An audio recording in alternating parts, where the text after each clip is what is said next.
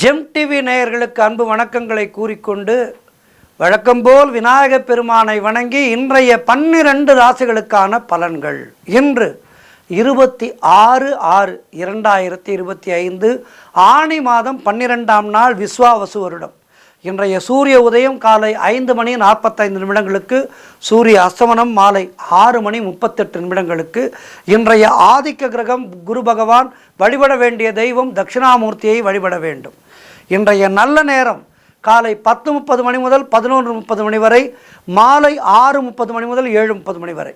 ராகு காலம் மதியம் 1:30 முதல் 3 வரை. யமகண்டம் காலை 6 முதல் 7:30 வரை. குளிகை நேரம் காலை 9 முதல் 10:30 வரை. இன்றைய சுபகோரை சூரியகோரை நேரம் காலை 8 முதல் 9 வரை. இந்த நேரத்திலே அரசு விஷயமான காரியங்களை தொடங்குவதற்கு அதிகாரிகளை சந்திக்கலாம், அவர்களோடு பேசலாம், அவர்களோடு பேசுவதற்கு நேரம் வாங்கலாம். இப்படி இது விஷயமான விஷயங்களை செய்யலாம். அதேபோல் பணியிட மாற்றத்திற்கான முயற்சிகளை இந்த வேளையிலே செய்யலாம். பெரிய மனிதர்களை சந்திக்கலாம். அதற்கெல்லாம் இந்த நேரம் அற்புதமான நேரம். கவனமாக இருக்க வேண்டிய கோரை சனிகோரை நேரம் மதியம் 12 முதல் 1 வரை. இந்த நேரத்திலே அமைதியாக இருக்க வேண்டும். எந்த விதமான பிரச்சனைகளிலேயும் ஈடுபடக்கூடாது. மௌனத்தை கடைபிடிக்க வேண்டும். இன்றைய நட்சத்திரம் இன்று காலை 10:44 வரை திருவாதிரை, அதன் பிறகு புனர்பூசம். இன்றைய திதி இன்று மதியம் 3:22 வரை வளர்பிறை பிரதமை, அதன் பிறகு த்விதியை. இன்றைய சந்திராட்டமும் விருச்சிக ராசிக்கு சந்திராட்டமும். கவனமாக இருக்க வேண்டும். தொடர்ந்து நாம் காண இருப்பது 12 ராசிகளுக்கான பலன்களை. மேஷ ராசி அன்பர்களே, இன்று சந்திரன் உங்கள் ராசிக்கு 3ஆம் இடத்திலே இருக்கின்றார். உங்களுடைய ராசி அதிபதி செவ்வாய் ராசிக்கு 5ஆம் இடத்திலே இருக்கின்றார். ஆகவே இன்றைய நாளிலே நீங்கள் எடுக்கின்ற முயற்சிகள் எல்லாம் பெரும் வெற்றி பெறுகின்ற நாள். இளைய சகோதரர்கள் மூலம் அனுகூலம் உண்டாகும். பிரிண்ட் மீடியா மற்றும் ஷேர் மார்க்கெட்டிங் வேலை பார்ப்பவர்களுக்கு சிறப்பான நாளாக, லாபமான நாளாக இருக்கின்றது. கூட்டு தொழில் செய்பவர்களுக்கு நல்ல லாபங்கள் வரக்கூடிய நாள். வேலை தேடிக்கொண்டிருப்பவர்களுக்கு நல்ல வேலை கிடைக்கும். பொருள் வரவும் தனலாபமும் அதிகரிக்கின்ற நாள். திடீர் அதிர்ஷ்டங்கள் சிலருக்கு தேடி வரும். தந்தை உறவு வழியிலே நல்ல அனுகூலம் உண்டாகும். உடல் ஆரோக்கியத்திலே நல்ல முன்னேற்றம் உண்டாகும். கடன் தொல்லைகள் விலகும். நண்பர்கள் மூலம் எதிர்பார்த்த உதவிகள் கிடைக்கும். வேலையிலே இருந்து வந்த பிரச்சனைகள் எல்லாம் சரியாகும். சிறப்பான நாள் இது. மொத்தத்திலே வாழ்த்துக்கள். ரிஷபராசி அன்பர்களே, இன்று சந்திரன் உங்கள் ராசிக்கு 2ஆம் இடத்திலே இருக்கின்றார். உங்களுடைய ராசி அதிபதி சுக்கிரன் ராசிக்கு 12ஆம் இடத்திலே இருக்கின்றார். ஆகவே இன்றைய நாளிலே திருமணம் போன்ற சுபகாரிய பேச்சுவார்த்தைகள் இனிதே முடியும். உறவினர்களோடு இருந்து வந்த மன வருத்தங்கள் தீரும். தொழில் மற்றும் வியாபாரத்திலே சிறப்பான முன்னேற்றம் ஏற்படும். அலுவலகத்திலே இருந்து வந்த நெருக்கடிகள் குறையும். கடன் பிரச்சனைகள் தீரும். பொருளாதாரத்திலே சிறப்பான முன்னேற்றம் ஏற்படும். பிள்ளைகளால் பெருமை ஏற்படும். வாழ்க்கை துணையால் மகிழ்ச்சி உண்டாகும். பழைய பாக்கிகள் வசூலாகும். காரிய வெற்றிகள் உண்டாகின்ற நாள். குலதெய்வ வழிபாடு வெற்றியை தரும். மனம் சந்தோஷமாக இருக்கும். எதிர்பார்த்த பணியிட மாற்றம் கிடைக்கும். மொத்தத்தில் இன்றைய நாள் சிறப்பான நாளாக இருக்கின்றது. வாழ்த்துக்கள். மிதுன ராசி அன்பர்களே, இன்று சந்திரன் உங்கள் ராசியிலேயே இருக்கின்றார். உங்களுடைய ராசி அதிபதி புதன் ராசிக்கு 2ஆம் இடத்திலே இருக்கின்றார். ஆகவே இன்றைய நாளிலே உங்களுடைய முயற்சிகள் எல்லாம் பெரும் வெற்றியை பெறும். உடல் ஆரோக்கியம் திருப்திகரமாக இருக்கும். பொருளாதாரம் நன்றாக இருக்கும். தொட்டதெல்லாம் பொன்னாகக்கூடிய அற்புதமான நாள். கடன் பிரச்சனைகள் தீரும். நினைத்ததெல்லாம் நல்லபடியாக நடக்கக்கூடிய நாள். வேலை தேடி கொண்டிருப்பவர்களுக்கு நல்ல வேலை கிடைக்கும். நண்பர்கள் மூலம் அனுகூலம் உண்டாகும். தொழில் மற்றும் வியாபாரத்திலே சிறப்பான முன்னேற்றம் ஏற்படும். மொத்தத்தில் மனம் உற்சாகமாக காணப்படக்கூடிய நல்ல நாள். அவரவர்களுடைய வயதுக்கேற்ப நன்மைகள் நடக்கின்ற அற்புதமான நாள். கடக ராசி அன்பர்களே, இன்று சந்திரன் உங்கள் ராசிக்கு 12ஆம் இடத்திலே இருக்கின்றார். ஆகவே இன்றைய நாளிலே உங்களுக்கு வீண் விரயங்கள் ஏற்படும். வேலை மாற்றம் ஒரு சிலருக்கு உண்டாகும். தேவையில்லாமல் மற்றவர்களுடைய விஷயங்களிலே தலையிடக்கூடாது. குலதெய்வ வழிபாடு வெற்றியை தரும். வீண் வாக்குவாதங்களை எல்லாம் தவிர்க்க வேண்டிய நாள். தொழில் சம்பந்தமான புதிய கடன் எதுவும் வாங்கக்கூடாது. மேலதிகாரிகளால் அலுவலகத்திலே நெருக்கடிகள் உண்டாகும். பொருளாதாரம் நெருக்கடியாக இருக்கும். உடல் ஆரோக்கியத்திலே எச்சரிக்கையாக இருக்க வேண்டும். குடும்பத்திலே கணவன் மனைவிக்குள் சண்டை சச்சரவுகள் வந்து செல்லும். கவனமாக இருக்க வேண்டும். ஆகவே இன்றைய நாளிலே நீங்கள் மௌனத்தை கடைபிடிக்க வேண்டும். பணியிலே கூடுதல் கவனம் செலுத்த வேண்டிய நாள். வாழ்த்துக்கள். சிம்ம ராசி அன்பர்களே, இன்று சந்திரன் உங்கள் ராசிக்கு 11ஆம் இடத்திலே இருக்கின்றார். உங்களுடைய ராசி அதிபதி சூரியன் ராசிக்கு 11ஆம் இடத்திலே இருக்கின்றார். ஆகவே இன்றைய நாளிலே மூத்த சகோதரர்கள் மூலம் ஆதாயம் உண்டாகும். எதிர்பார்த்த பணம் கைக்கு வரும். காரிய தடைகள் எல்லாம் விலகும். உடல் ஆரோக்கியத்திலே நல்ல முன்னேற்றம் உண்டாகும். வீடு வண்டி வாகன மாற்றம் ஏற்படும். எடுக்கின்ற முயற்சிகளிலே பெரும் வெற்றி கிடைக்கின்ற நல்ல நாள். சுப காரியங்கள் நடக்கக்கூடிய நல்ல நாள். தொழிலிலே நல்ல முன்னேற்றம் ஏற்படும். உழைப்புக்கு ஏற்ற ஊதியம் கிடைக்கும். கடன் பிரச்சனைகள் தீரும். நண்பர்கள் மூலம் அனுகூலம் உண்டாகும். வேலை தேடிக்கொண்டிருப்பவர்களுக்கு நல்ல வேலை கிடைக்கின்ற அற்புதமான நாள். சிறப்பான நாள் இது. வாழ்த்துக்கள். கன்னிராசி அன்பர்களே, இன்று சந்திரன் உங்கள் ராசிக்கு 10ஆம் இடத்திலே இருக்கின்றார். உங்களுடைய ராசி அதிபதி புதன் ராசிக்கு 11ஆம் இடத்திலே இருக்கின்றார். ஆகவே இன்றைய நாளிலே அரசு சம்பந்தமான ஆதாயம் உண்டாகும். வீடு வண்டி வாகன வகையிலே சுப செலவுகள் ஏற்படும். தாய்வழி சொந்தங்களின் உதவிகள் கிடைக்கும். கணவன் மனைவியிடையே நல்ல ஒற்றுமை ஏற்படும். வீடு வண்டி வாகன யோகம் உண்டாகும். மீடியா துறையிலே வேலை பார்ப்பவர்களுக்கு அற்புதமான நாள். திருமணம் போன்ற சுபகாரிய பேச்சுவார்த்தைகள் இனிதே முடியும். மனம் சந்தோஷமாக இருக்கும். வீடு கட்டுவதற்கான முயற்சிகளிலே பெரும் வெற்றி கிடைக்கும். பொருளாதாரம் நன்றாக இருக்கும். உடல் ஆரோக்கியம் நன்றாக இருக்கும். உத்தியோக வகையிலே நல்ல மாற்றம் ஏற்படும். சிறப்பான நாள் இது. வாழ்த்துக்கள். துலாம் ராசி அன்பர்களே, இன்று சந்திரன் உங்கள் ராசிக்கு 9ஆம் இடத்திலே இருக்கின்றார். உங்களுடைய ராசி அதிபதி சுக்கிரன் ராசிக்கு 7ஆம் இடத்திலே இருக்கின்றார். ஆகவே இன்றைய நாளிலே உத்தியோக உயர்வு, பதவி உயர்வு, இடமாற்றம் கிடைக்கும். சகல பாக்கியங்களும் கிடைக்கின்ற நாள். குழந்தை செல்வத்துக்காக காத்திருக்கின்ற தம்பதிகளுக்கு சந்தான பிராப்தி உண்டாகின்ற நாள். உடல் ஆரோக்கியம் நல்ல முன்னேற்றம் காணும். எதிர்பார்த்த பணம் கைக்கு வரும். தொழில் மற்றும் வியாபாரத்திலே நல்ல லாபம் உண்டாகின்ற நாள். சுபகாரியங்கள் நடக்கும். குழந்தைகளால் மகிழ்ச்சி உண்டாகும். சிறப்பான நாள் இது. வாழ்த்துக்கள். விருச்சிக ராசி அன்பர்களே, இன்று சந்திரன் உங்கள் ராசிக்கு 8ஆம் இடத்திலே இருக்கின்றார். உங்களுடைய ராசி அதிபதி செவ்வாய் ராசிக்கு 10ஆம் இடத்திலே இருக்கின்றார்.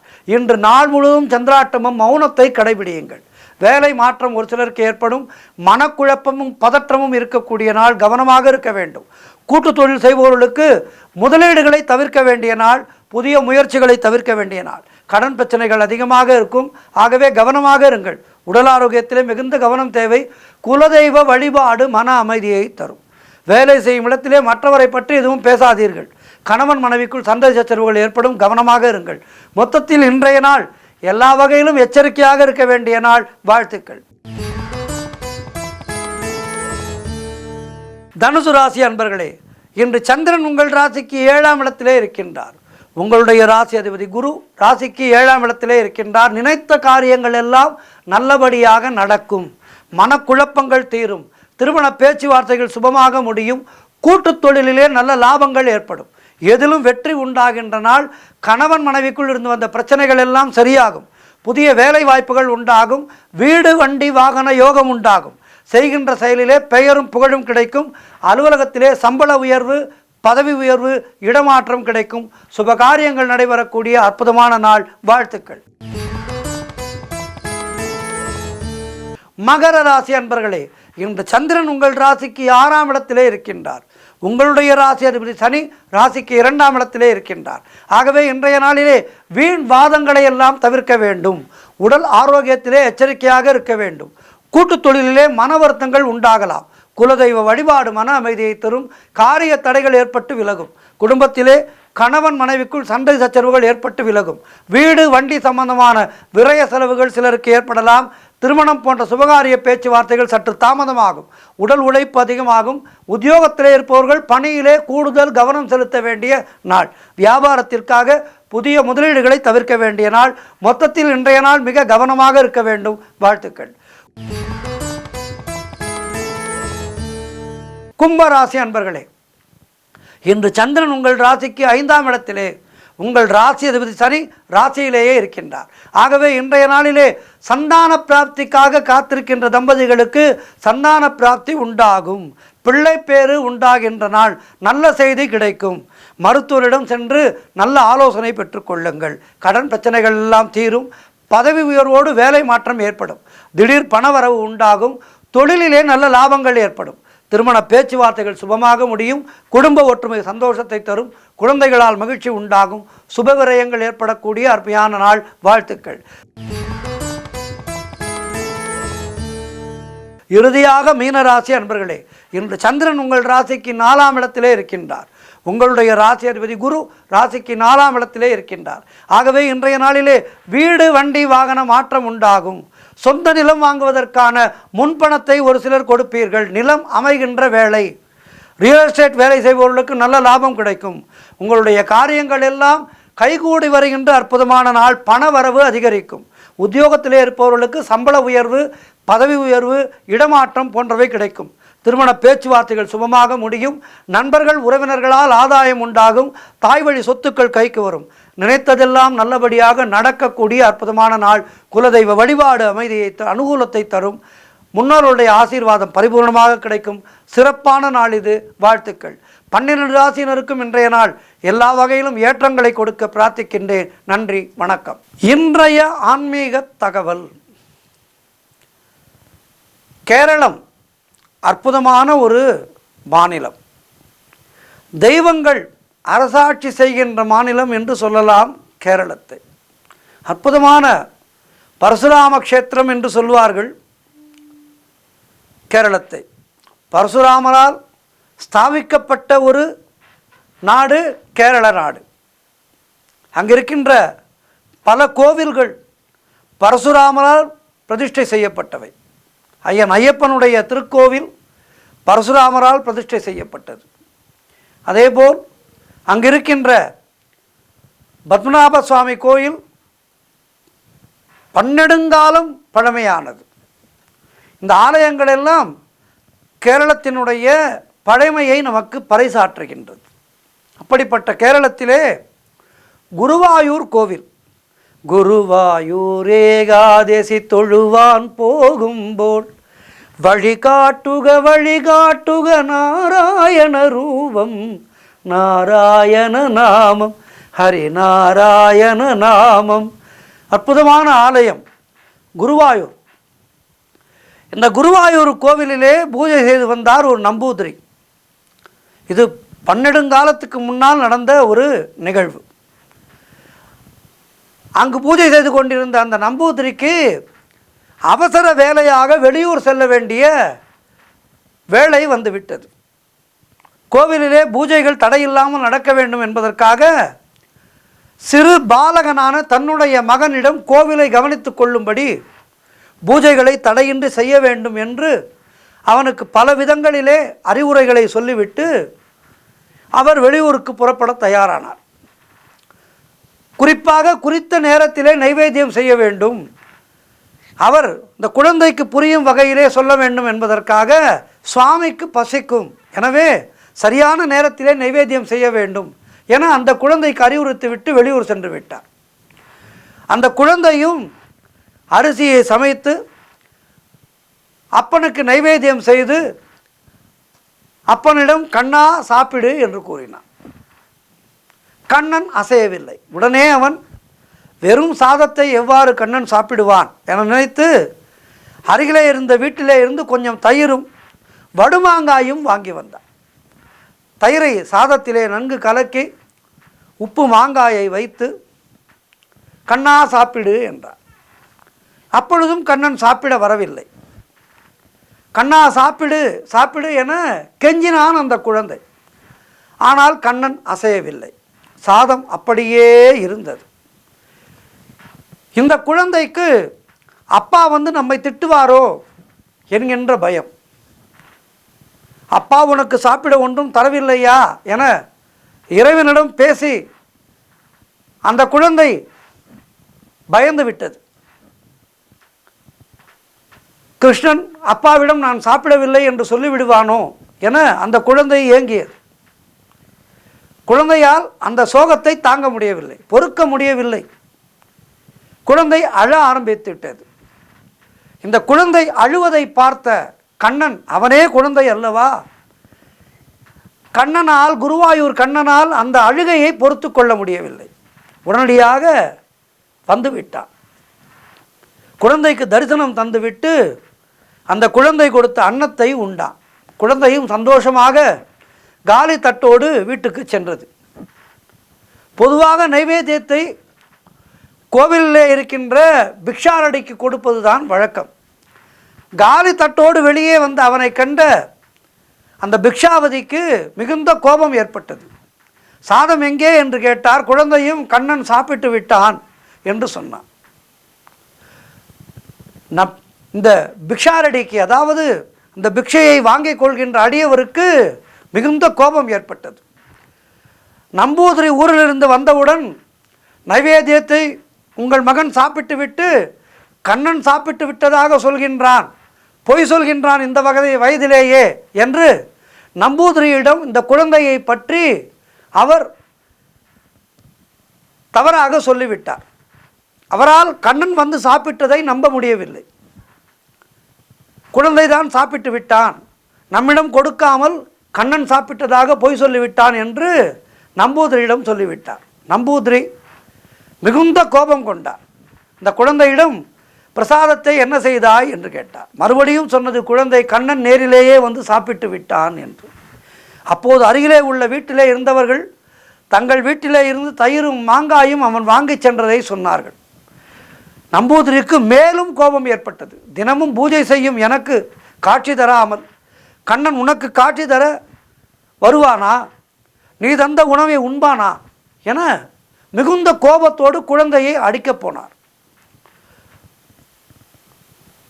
உடனே அந்த குழந்தை, உன்னால் வெறும் சாதத்தை தின்ன முடியாது என்று தயிர் மாங்காயும் வாங்கி சாப்பிட்டு விட்டு கண்ணன் சாப்பிட்டு விட்டான் என்று பொய் சொல்கின்றாயா என்று மேலும் கேட்டு அவனை அடித்தார் நம்பூதிரி. குழந்தை இடத்தை விட்டு நகரவில்லை. குழந்தையை அடிப்பதை கண்ணனால் பொறுக்க முடியவில்லை. இதை பார்த்து கொண்டிருந்தார்கள் மக்கள் அனைவரும்.